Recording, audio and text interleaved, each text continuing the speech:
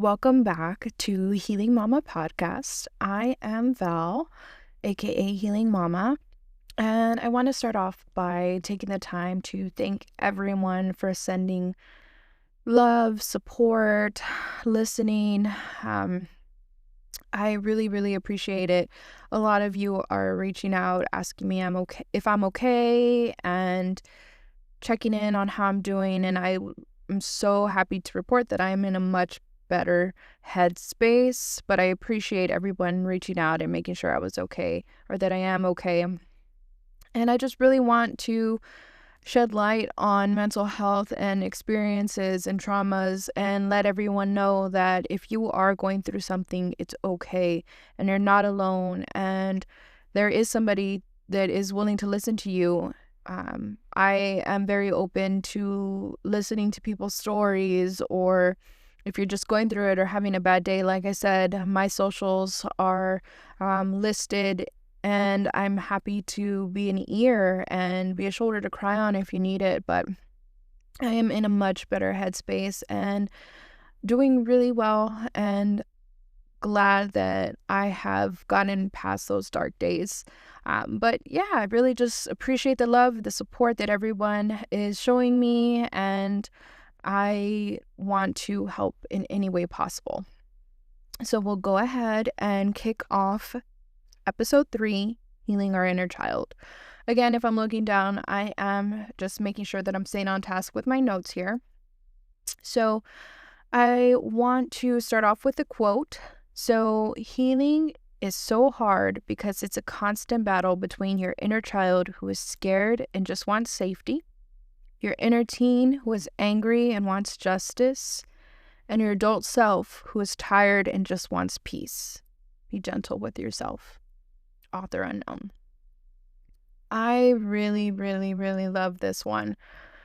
So, healing our inner child, like, that is a lot of work. It's scary. We are kind of diving into all of the secrets that we hid deep down inside ourselves for so long, even some that we don't even remember due to trauma, and our mind is blocking out those bad memories. I really feel like with healing and the traumas that we're going through, we don't feel safe. Even within ourselves, we don't feel safe. And then as a teen, if you're going through traumas, or you went through childhood traumas, I should say, you are angry. I know I personally was angry. I held a lot of bitterness and resentment, and I was angry at the world. And I really feel like I had a chip on my shoulder, and I wanted the world to see my story or hear my story and see it as if I did need justice. And I'm not saying that you don't. I'm not saying that, if something happened to you, that justice shouldn't be served. Definitely, we go through things that sometimes, for example, sexual assault, abuse, physical, verbal abuse, that does deserve justice. But I'm saying it from the perspective of a teenager. Even small things feel major. And then you kind of click, most of us click, and we get to this certain point where we are tired of being angry, and we're tired of holding that burden and carrying it with us every single day. And so we do want peace. And I really feel like that's when my journey of healing started. Like I said, in my 20s, really trying to find out how I could find that peace and how I could just release that burden. Really, you stay angry and you're mad at everyone. More often than not, most of the time, you still do have those people in your lives that you were hurt by.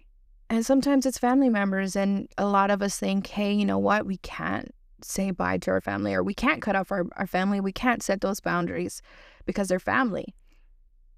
So you continue to live in that over and over and over. And so next week I will be talking about setting boundaries.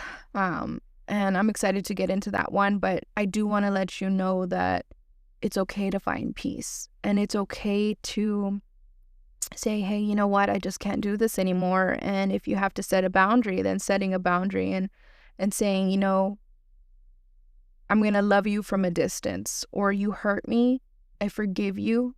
I forgive you for myself, but you don't have to be in my life anymore. And so definitely resonate with that quote. Me and my husband were talking the other day, and I asked him, like, do you think that there's anybody out there that doesn't have trauma, that doesn't have issues, that isn't messed up? And we were thinking about it, and we came to the conclusion, we're like, hell no. Everybody in some way has issues, childhood traumas that need healing. It could be something that, is where a parent made a child feel like they weren't good enough. It could be verbal, physical, sexual abuse, assault. It can be a wide array of things. But in some form or fashion, I think we can all relate to one another on having trauma and in some way feeling like we weren't good enough. And bullying, it doesn't have to necessarily be a parent or a family member. A lot of the times there is a lot of kids out there who are bullied, and that carries over into their adulthood. It carries over into the anger that these adults have because they were bullied. It could be divorced parents, the trauma of having to have parents in separate households and not knowing where your place is and what is home. And so it could be a wide array of issues, but definitely there is a time where you have to come and look at yourself and say, enough is enough. My peace, my well-being comes first. And there are scary moments in unraveling that. I remember at the beginning of my healing journey, I got into was shadow work. And when I first heard that, I was like, shadow work, what kind of brujeria is that? Like, And then I looked at it in a different perspective and researching it versus just trying to really just shut it off right off the bat, because my culture is like, or my background in religion, I should say, with my grandmother, if she heard shadow work, she would freak. So I took a deep dive into shadow work and researching what it was. And so what it is shadow is your inner child. So that is your shadow. That's the shadow that's inside of you. Every single day, that is in a way putting your emotions and your feelings through that inner child that was damaged or hurt in some type of way. And so your day-to-day currently as an adult, you make those decisions based on that inner child, those inner childhood traumas, those feelings, those emotions, those memories, in some form or fashion. Whatever decisions you're making today has something to do with your past. And so I feel like for me, I was scared. I told my husband, what if I'm diving into this and I remember something that I don't want to remember, that I unlock something that like my brain hid for a reason, and I was terrified, and I was like, I don't know if I really want to dive into this because I might unravel something that my brain hid for a reason, and that's terrifying. And he said, it's completely up to you, but if you feel like you're lacking something, you need something, then, you'll get there in time, and it's going to be step by step. But I remember telling him, like, I'm scared to find something out or remember something that I hid because it was terrible. But when working with shadow work so far, I haven't unraveled anything too crazy in the sense of where it's life-changing and it threw me for a loop. But we started with my inner child. So trying to look back from the ages of 1 to 6 and what I could remember and what traumas I went through and what feelings I felt. And I do want to kind of make a side note and state that when I'm speaking on this podcast, I am in no way, form, or fashion trying to hurt anybody. Um, I'm sharing my story. I'm not trying to hurt anyone. I want to be brutally honest. That way, people know that they're not the only people who have gone through what I've been through, if you have. Um, so I'm not trying to bash anybody. I might mention, parents, uncles, aunts, cousins, grandparents. And like I said, I'm not trying to bash anybody, just want to be truthful and honest with my listeners, so I can share my story. But we dove into, like I said, from birth to the age of 6, and we talked about how I felt. And I did write some notes down. These are notes that I discussed with Marsha, who is the person I was working with during the shadow work. So I wrote down abandonment issues. I felt unworthy and unloved. I had a lot of times where I felt misplaced and I didn't know where I belonged. So the abandonment issues did stem from my parents separating, my dad leaving. They divorced, he moved on, he started another life with his wife, which, it's typical, but for a 6-year-old, 7-year-old who doesn't understand the concept of divorce and why parents can't stay together, because it was honestly a good thing that they divorced. It was a good thing that my parents separated, because it wasn't a healthy relationship and it wasn't healthy for them to stay together just for me. And so a 6 or 7-year-old doesn't understand that. A 6-year-old doesn't understand that, hey, dad has to go because that's what's best for everyone involved in this picture. So when I saw it as, why is he leaving? Why am I not good enough for you to stay? Why are you choosing this other lady over me? And I can remember an instance where, my mom took me and we went to go looking for my dad, and we found him at this lady's house. At this time, they were separated, not divorced yet.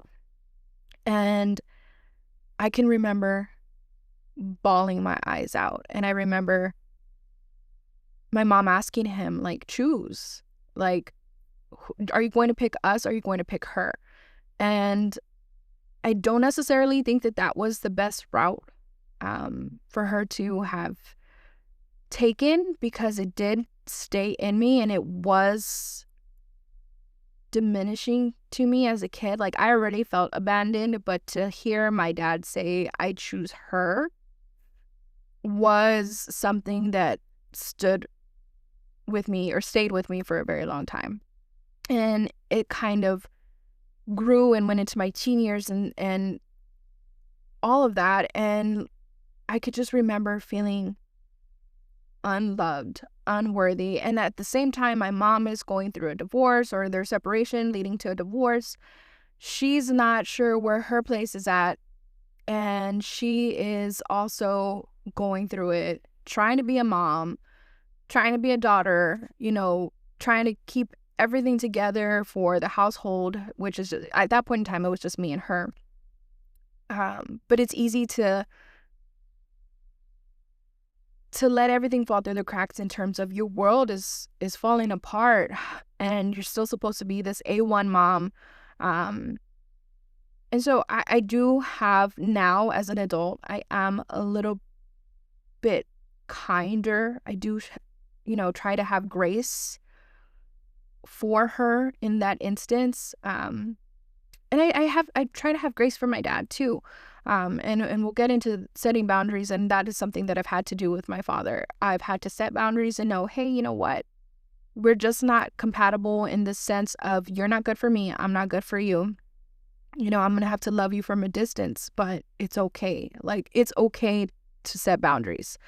But definitely I feel like I looked at myself, part of shadow work is closing your eyes and imagining a small version of you. And so I did that, and I could picture myself, and I felt like I was not loved. I felt like I was not respected. I felt like I was not worthy. And in turn, in healing that inner child, what you're supposed to do is you're supposed to give yourself everything that you were lacking. So you'll close your eyes, you'll hold yourself, and you're going to tell yourself, you are worthy, you are loved, and I got you. I love you. I'm loving little Val. I respect little Val. You are enough. And so really giving that to yourself on a day-to-day basis helps kind of rebuild that relationship with yourself. Everything that was broken, you already know what was broken. You know how to fix it now. You have the key to fix that. So if you were feeling unloved, now you know you have to love yourself. If you were feeling unworthy, now you tell yourself, I am worthy. And so really, really working through that is hard. It is extremely, extremely hard. And I remember sitting there talking to her, and she was like, what is something else that when you were little, it bothered you? And I told her, my dad always would say he wanted a boy. He wished he had a boy. He wished he had a boy. And so as a teenager, I did my best to be the boy he wanted. So I played sports. I was rough and tough. And I also grew up with boys. So that also kind of led into, I was very tomboyish, and still being that tomboy and still trying to be great at basketball because that's what he loved. It was never good enough. Even as an adult, I heard, if I had a boy, or if you weren't my only child. And so that still kind of led into it. But I never felt that. And so I told her, how do I change that? I'm a female. There's nothing I can do. And she said, that's when the self-worth comes in. And that's when we got to look at ourselves and say, you know what? I'm exactly the way God made me. My life was intended for me to be a female.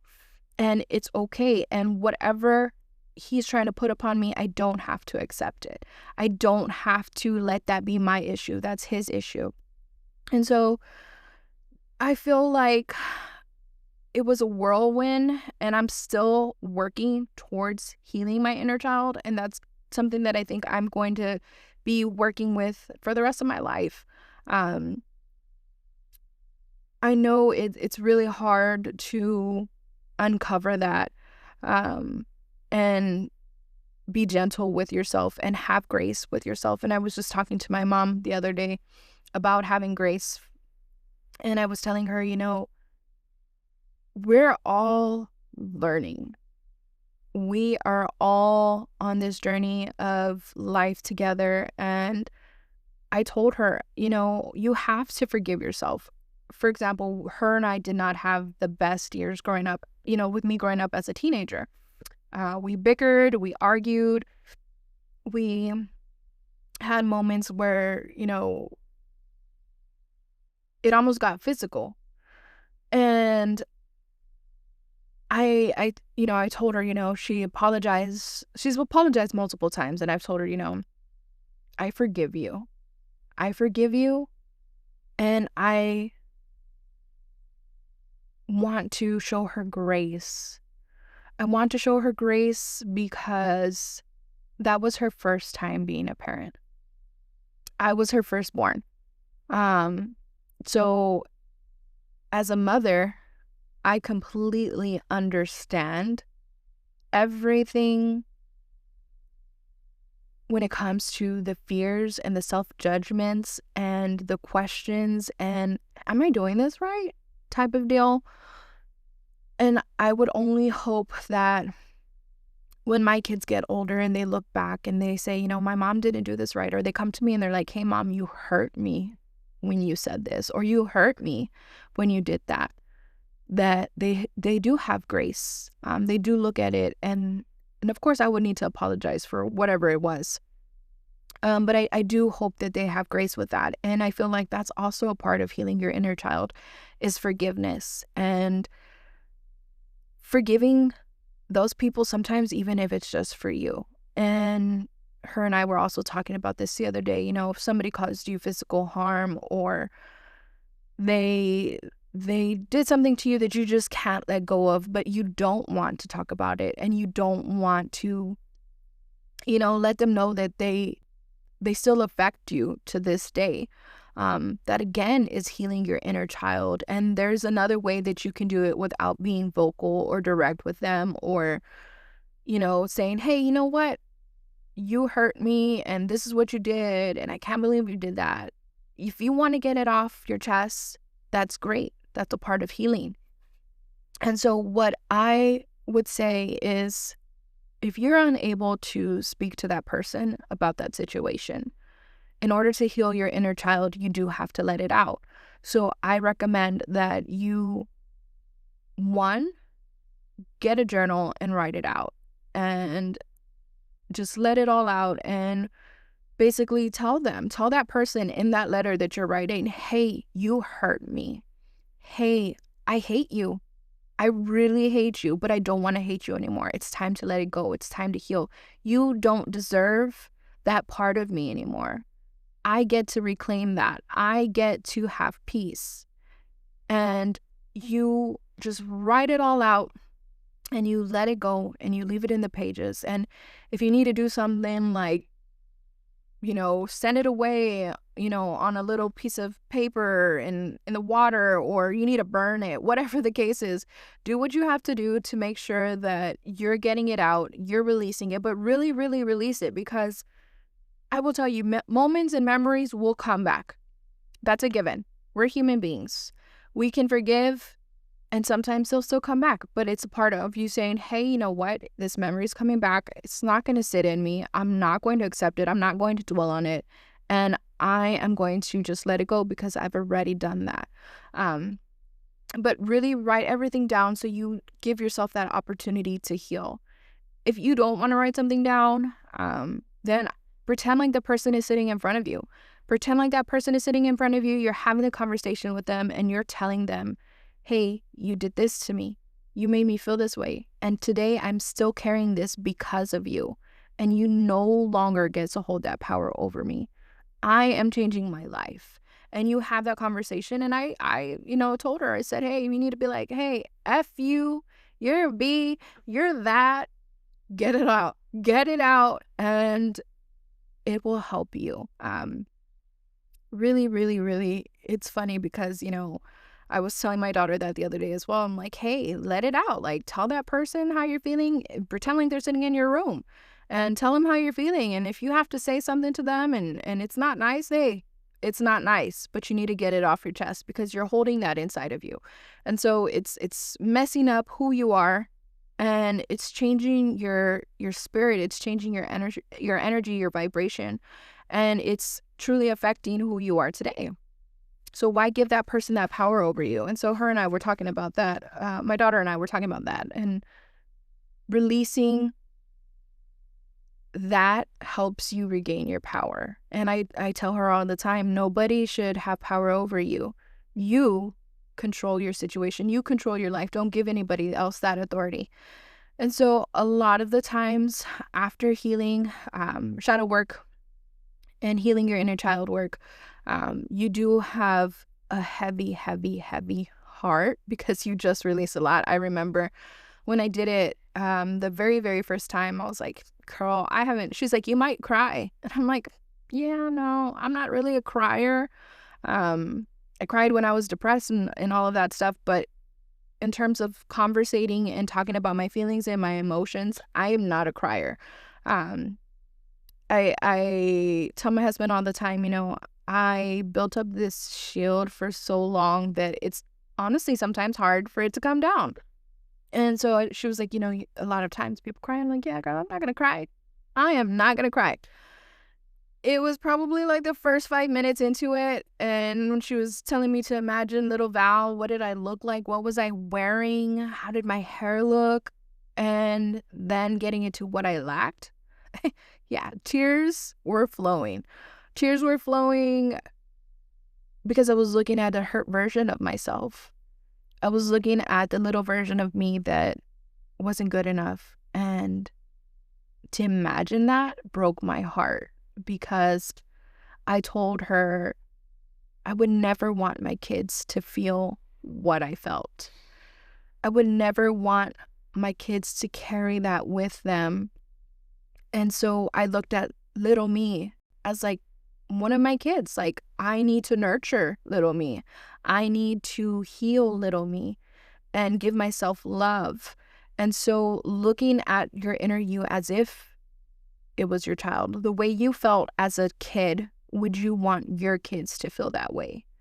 And for me, it's no, So it's a lot of work trying to be, you know, a person that's on the path to healing. And I'm still and always going to be on the path to healing. I am not perfect. I'm far from it. I mess up every day. And I just know it's okay. I'm a human being. I can forgive myself. And at times I do feel guilty because I'm like, oh, well, am I abandoning little Val? I need to pump my brakes and take a look at little Val. What am I feeling? Am I, if I'm arguing with somebody, am I, looking at, hey, is this a part of me that I haven't healed yet? Am I lashing out against this person because that's little Val feeling disrespected or little Val feeling unloved, and trying to tailor my response or my situations to what I am like now and what healed Val would do. And so I would really suggest looking into shadow work. There's exercises you can do. Again, self-affirmations. I tell myself every morning, I am loved, I am enough, I am respected, I am worthy, I am growing, I am learning, and I am capable of creating a life that I love. And so there's options out there for you. You don't have to feel alone, but you want to make sure that you are looking at little you and trying to give yourself what you lacked as a child. And that is tremendous and life-changing, and not allowing the traumas that you had to affect you as a person, as an adult now, and forgiving yourself because whatever you went through was not your fault. And a lot of the times, I think it's easy for us to look at ourselves and think, what did I do? I put myself in that room. Did that happen because of this? Or if I would have walked away, would this have not have happened? And none of it was your fault. None of it was your fault. So give yourself grace and then set those boundaries. But yeah, I'm already coming up at my 30 minutes, and I promised myself that these episodes would be 30 minutes. I can get into a whole spiel of it. But yeah, I would say love yourself. It's okay to look into healing, and it's terrifying, but you will get through it. And just self-affirmations, believe it or not, you can change your life with self-affirmations. Slowly but surely. It's not going to happen overnight, but loving yourself and telling yourself every day you are enough, you start to believe it. You reset your subconscious mind. And so we'll chat next week, like I said, about setting boundaries and how that's worked out for me and how I've done that in the past. And it's been with family. But I'm excited to hear what you guys think about healing your inner child. And if you want to share some of your experiences or your journeys, if you've done it yet, have you not?